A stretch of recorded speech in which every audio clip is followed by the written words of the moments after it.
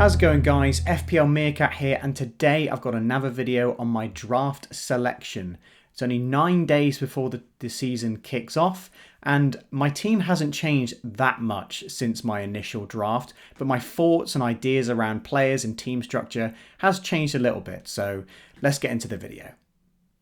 So here is a bit of a different layout for you guys to make it look a bit more visually interesting than my first video, which was just literally screen recording the FPL website. So where better to start off than in goal? I've currently got David Raya in goal. I think if he stays at Brentford, he is the best 4.5 million option. He has good potential for save points and clean sheets. And Brentford have just recently signed Ben Mee from Burnley, who I think will really strengthen their defence. I think he just edges out Sanchez for me as the best 4.5 million option in goal. Just because I prefer Brentford's opening fixtures. I don't think he's going to be getting clean sheets in probably his first 2 games, but just to rack up some save points and then hopefully getting those clean sheets game week 3 and onwards, I think Raya is a great pick. In defence, we're starting off with Alexander-Arnold. He is the only player who has been in every single draft that I've made. He has never left the team. He's just fantastic potential for clean sheets and assists, maybe even rocking up with some goals at some point. He is fantastic value for only 7.5 million, so he is not going anywhere in the defence. My second defender is João Cancelo. I think for 7 million, he just offers great value. I think he's worth paying the extra 1 million over Diaz and Laporte. I think Laporte's actually injured currently at the moment, so I don't think he'll be starting the season. But I believe that João Cancelo is actually more nailed than any of the other centre-backs. He played almost every single game for Man City last season. And City, as I'm recording this, City are yet to sign Cucurella, and I don't think he'll be signed quick enough to begin the season. So I think Cancelo is pretty much nailed for those first few fixtures. I did see that Brighton are looking to potentially sign Brandon Williams as a potential replacement if Cucurella leaves.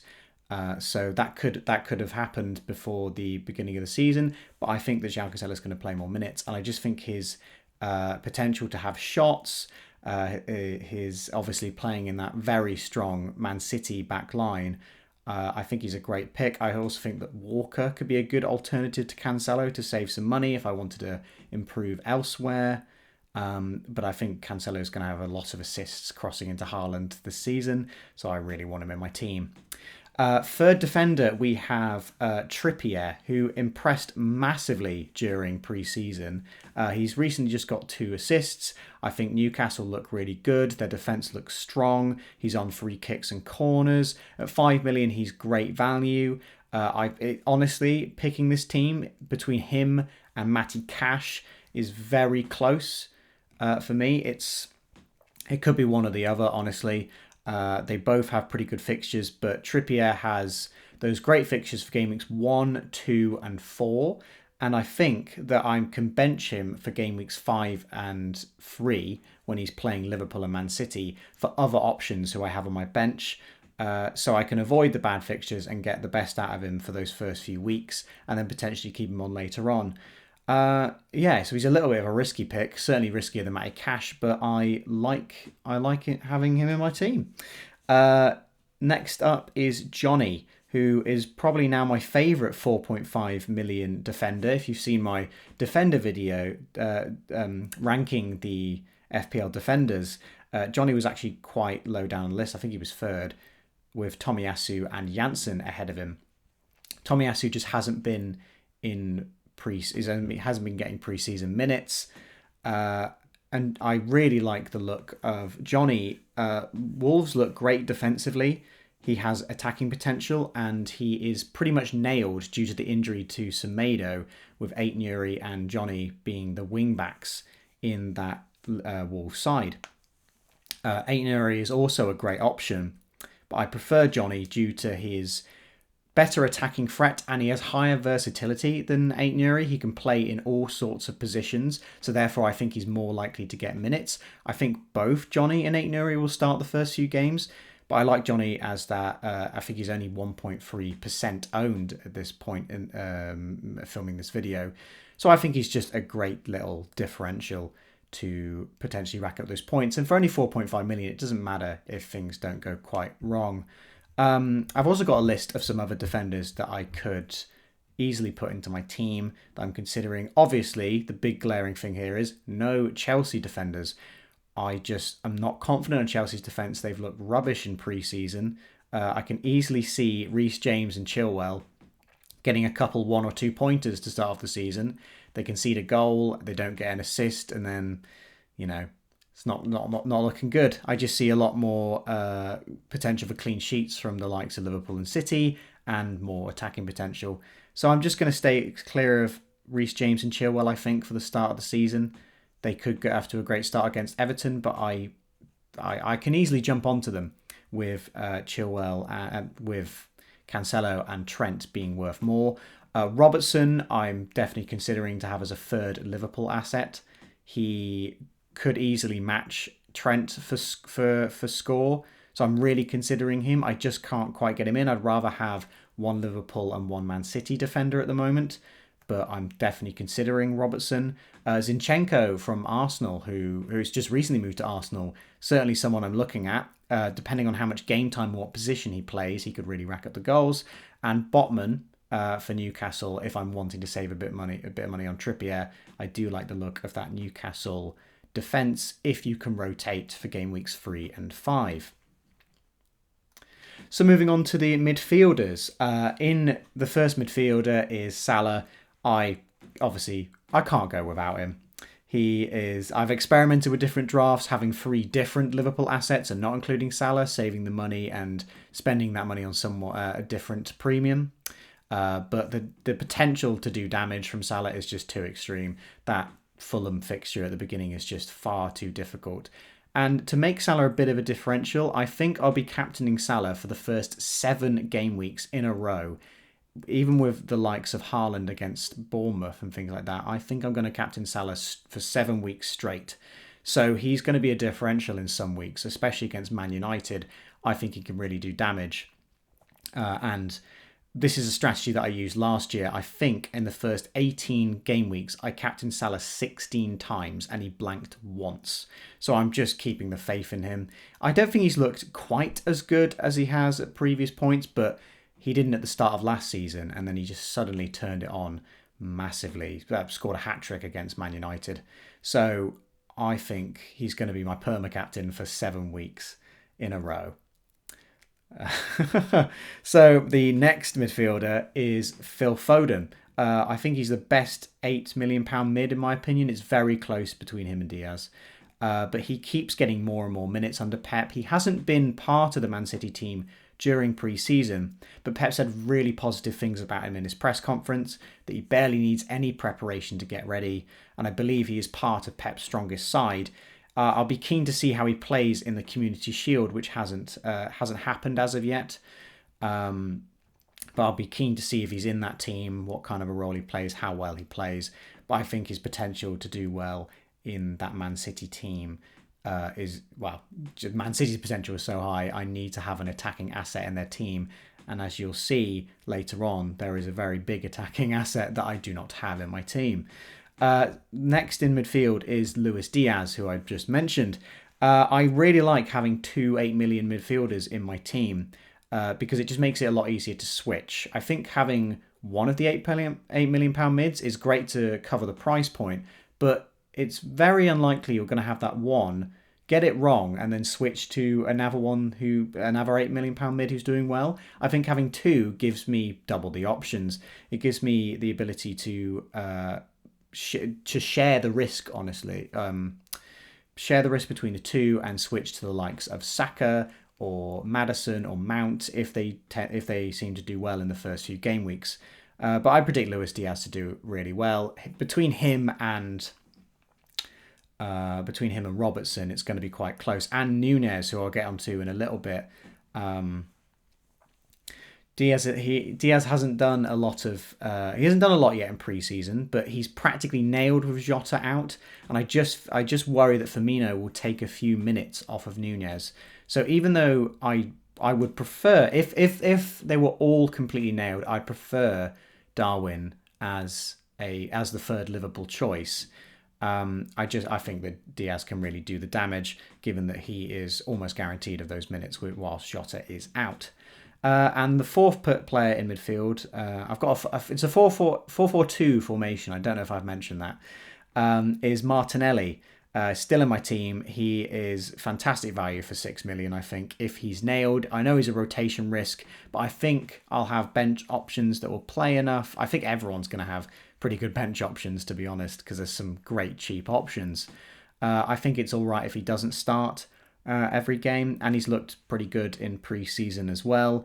Yeah, he could easily be Neto or Bailey come game week 1. They're two players who I've really been keeping my eyes on, who are cheaper, maybe slightly less at risk of rotation, pretty equal risk, I'd say. But for the cheap midfielders, we're looking for those high risk rotation risk players who can perform really well at that cheap price point. Other midfielders to mention, Son.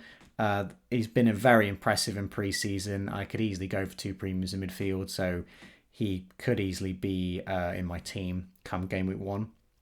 De Bruyne as well, also really impressive in pre-season. I know people don't like to go for De Bruyne because he's just not as attacking. He's not in an attacking position as the likes of Salah and Son. And I do think those two are better options than him. But he's definitely someone I'm always keeping my eyes on. He is a fantastic player. Bowen is also someone I'm looking at. I have not seen much of him in pre-season, but I do believe he's been quite overlooked, and the fixtures are really good after game week 1. So he's someone I'd like to potentially switch to, make a double change after game week 1, depending on how well he does. Neto and Podence, I'll say as well. They've both looked great pre-season, and I'm a bit intrigued as to why everyone is so keen on Neto. He's about 20% ownership. And Podence, I think he's about 2%. I'm not 100% sure on that. But Neto and Podence have looked equally as good, I would say, in pre-season. I think they've both got the same amount of goals and assists. I'd say even Podence looks slightly better than Neto. People seem to think that Neto is a bit more nailed on than Podence. I don't think that's true. I think they're both going to play. They're both 5.5 million. I think Podence could be a really good differential pick if you like the look of Wolves, but you're not sold on Neto. And Bailly is another player I mentioned. He could very easily be a starting place of Villa. He's looked great in pre-season. He came on against Man United and did incredibly well, getting a goal and an assist.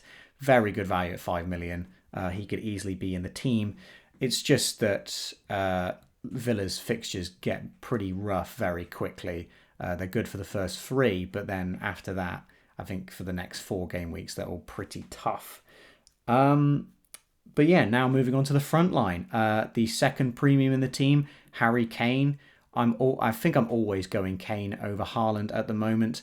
I think that Southampton at home fixture looks great. I just don't trust Southampton's defence, and I think Kane can really, really do the damage against them. Obviously, I could easily switch to Haaland after game week 1 if Haaland really looks like he's doing the business. I'm a bit scared of not owning him against Bournemouth at home. But I don't know, I've just got a feeling that in the first few game weeks, maybe the first 6 game weeks, Kane will outscore Haaland. I've just got faith in that. I think they'll both do very well. But I'm going with my gut, and I'm going for Kane to begin with. I would love to have Kane and Son in my team, because we all know that when Spurs score goals, it's Kane assisting Son or Son assisting Kane. But I can't afford to have both of them in my team and all the other players that I want. So I'm going with just Kane purely for that penalties and I think higher goal threat than Son. We all know how clinical Son is, so Son could easily outscore Kane. And just saving that 0.5 million is actually quite good. I think they offer very similar value, so going with a slightly cheaper option I think will be beneficial. And the last player in the team is Gabriel Jesus. I know he's so highly owned, but it's quite a reason why I'm picking him. Because if he does well, you're going to be off to a terrible start of the season. He's nearly owned by 2/3 of the game. So if he starts doing well, you're going to have a pretty rough time. I could equally say that about Haaland, but I don't like going too template. But I feel like you need some of those quote-unquote safety picks in your team, just because the way you gain rank in FPL is through your differentials. That's how you're going to rise above the ranks. But you do need the safe options. You can't go completely differential, in my opinion, because if all the differential options were good, then there wouldn't be a template, would there? I am a bit worried about Jesus, just because Nketiah has looked really good in pre-season. 4 goals and 4 assists for Nketiah. So I don't know whether Arsenal are going to play with 2 up front, or if Nketiah is going to take some minutes off of Jesus. I'm just a little cautious about that. And as I've mentioned previously, I really do like the look of Darwin Núñez. I believe Liverpool are playing tonight against RB Salzburg, so I'll be very keen to see how he does.